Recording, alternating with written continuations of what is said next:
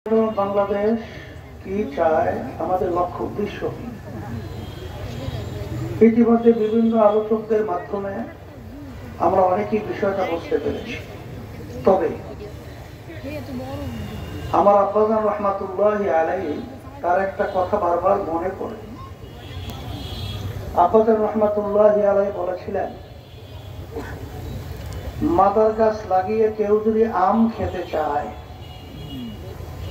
এটা একটা অসম্ভব কল্পনা, অসম্ভব চিন্তা। মাদার গাছ দিয়ে কোনদিন আম হয় না। আজকে বাংলাদেশের 53 বছর স্বাধীনতার বয়স, যাদের মাধ্যমে দেশ চলেছিল, চলছে, এদের পরিচালনায় আমরা কি পেয়েছি নতুন ভাবে আলোচনা করে বোঝাবার কোনো দরকার হয় বলে মনে হয় না। এদের মাধ্যমে আমরা আবার নতুন কিছু এদেশের মধ্যে কল্যাণ কামনা করব, এটা ওই মাদার গাছ লাগিয়ে আম খাওয়ার মতোই। আসলে বাংলাদেশের শতকরা প্রায় 92 জনের মতো মুসলমান বসবাস করে। এই দেশের মধ্যে 53 বছর স্বাধীনতার বয়সে আসলে ইসলামী নীতি আদর্শ রাষ্ট্রীয় পর্যায়ে প্রতিষ্ঠিত হলে আসলে এর ফলটা কি আসে, এটা আসলে আমরা দেখতে পাই নাই। বারবার আমরা ইসলামের মূল্যবোধ শব্দ শুনেছি এবং বিভিন্ন সময় আমরা দেখেছি নির্বাচনের আগে আগে তখন মাথায় ঘোমটা বেঁধে হাতে তসবিহ দিয়ে বিভিন্ন ধরনের ইসলামের পক্ষে মুখ রোচক কথা বলা হয়। আসলে এটা সম্পূর্ণ সে ধোঁকাবাজি। বাস্তবতা হলো এতটুকুই যে অনেক ইসলামের নামে দল, অনেক কিন্তু আমরা আলেম ওলামারাও চিন্তার ব্যবধানতার কারণে মন্দের ভালো শব্দ ব্যবহার করি, তাদের সাথে একাকার হয়ে এই 53 বছর কিন্তু বারবার আমরা ধোঁকা খেয়েছি। হাদিসের মধ্যে আল্লাহ রাসূল সাল্লাল্লাহু আলাইহি ওয়াসাল্লাম বলেছেন, মুমিন এক গর্তের ভিতরে দ্বিতীয়বার পাছার খায় না।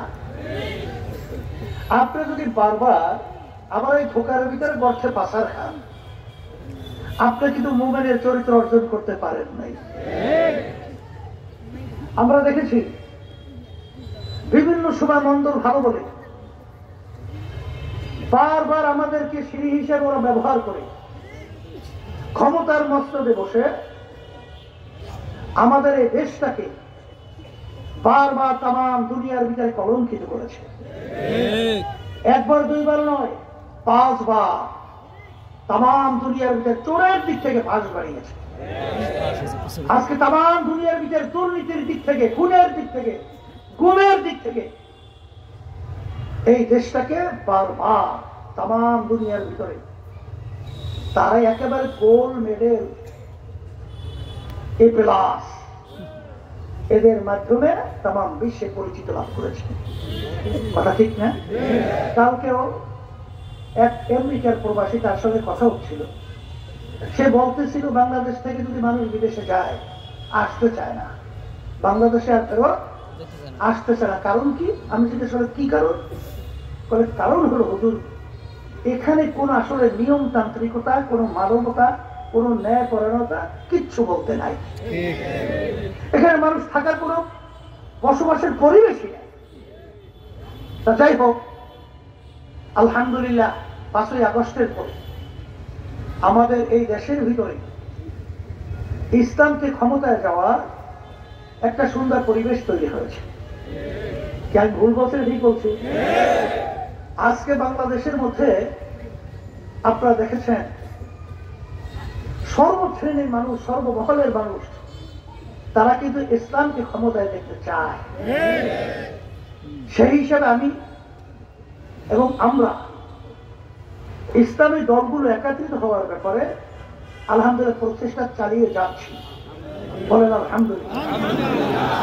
তবে দোয়া করতে থাকেন, কারণ আল্লাহ রাসূল সাল্লাল্লাহু আলাইহি ওয়াসাল্লাম বলেছেন, হুব্বুদ দুনিয়া রাসু কুল্লি খাতিয়াতিন, সমস্ত গুনার মূলই হলো দুনিয়ার মোহ। আসলে ক্ষমতার জন্য, সম্মানের জন্য, সম্পদের জন্য অনেক অংশে সানবোর্ড লাগানো হয় ইসলাম, কিন্তু তাদের ভিতরে আরেকটা চেহারা রয়েছে হুব্বুদ দুনিয়া। বারবার আমাদেরকে ব্যবহার করেছে, বারবার আমরা পরগাছা হিসেবে ব্যবহৃত হয়েছি। আর ইসলাম এবং ইসলামী আন্দোলন বাংলাদেশ আমরা আর পরগাছা হতে চাই না। আমরা এখন নিজেরাই বাংলার জমিনের মধ্যে বট বৃক্ষের চেয়ে কঠিন অবস্থান দাঁড়িয়ে ইসলামকে একেবারে রাষ্ট্রীয় পর্যায়ে ক্ষমতায় নেওয়ার জন্য আল্লাহর ভজনের চেষ্টা করতেছি। সেই হিসাবে সকল গুদার তো আহ্বান জানাবো যে বারবার আমরা ধোঁকা খেয়ে চার ধোঁকা খাবো না।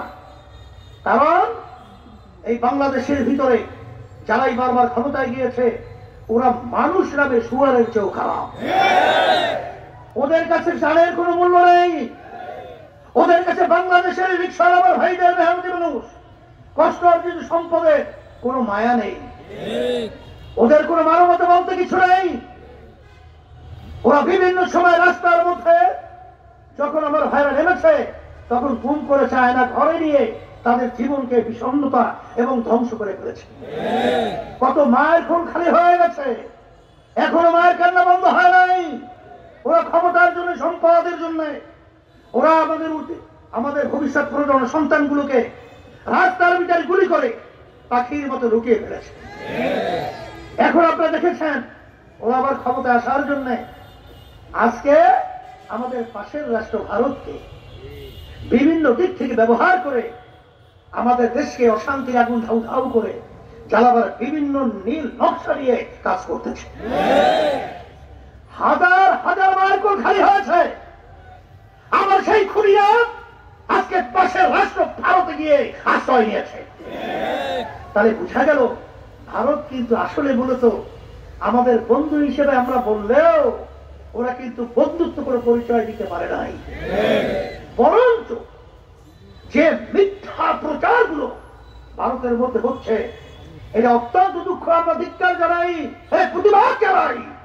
আর ভালো করে জেনে রাখো এই বাংলাদেশের মানুষ ৭১ লক্ষ লক্ষ দেশকে স্বাধীন করার জন্য রক্ত দিয়েছে, জান দিয়েছে।